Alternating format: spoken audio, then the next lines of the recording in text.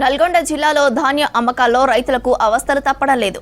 మిల్లుల దగ్గర ధాన్యం కొనుగోలుపై నియంత్రణ లేకపోవడంతో మిల్లర్లు చెల్లించే ధరకే రైతులు సన్నధాన్యం విక్రయించాల్సి వస్తోంది.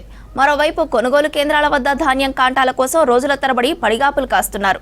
సన్నధాన్యాన్ని కొనుగోలు కేంద్రాల్లో అమ్మితే 500 బోనస్ ఇస్తామని ప్రభుత్వం ప్రకటించినా మిల్లర్ల దగ్గరే ధాన్యం అమ్ముతున్నారు రైతులు.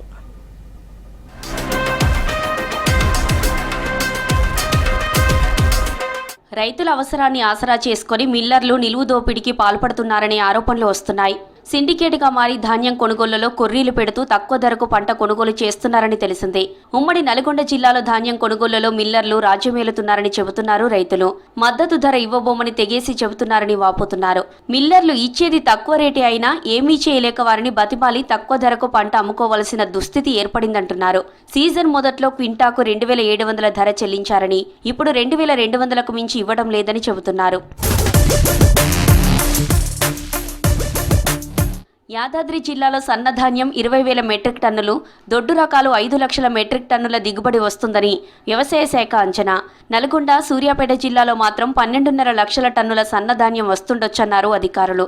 మరో 13 లక్షల టన్నుల దొడ్డు రకం ధాన్యం వస్తుందని అంచనా వేశారు. కానీ నల్గొండ, సూర్యాపేట జిల్లాల్లో ప్రభుత్వ కొనుగోలు కేంద్రాలకు ఇప్పటి వరకు 17,000 మెట్రిక్ టన్నుల లోపే వచ్చింది. 3 జిల్లాల్లో కలిపి దొడ్డు రకం 2.54 లక్షల టన్నులు వచ్చింది. ఇంకా భారీగా ధాన్యం కొనాల్సి ఉంది. అకాల వర్షాలు, గాలి దుమారాలతో ఆందోళన చెందుతున్నారు రైతులు.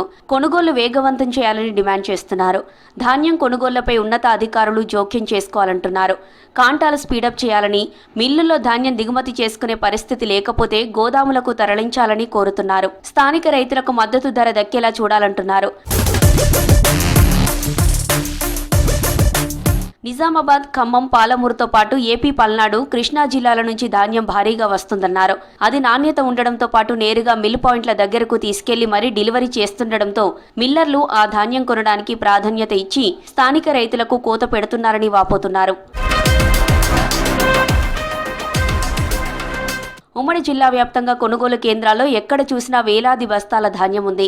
సరిపడా లారీలు లేకపోవడం, మిల్లులు, గోదాముల దగ్గర వెంటనే దిగుమతి చేసుకోకపోవడంతో ధాన్యం రవాణా జాప్యం అవుతోంది.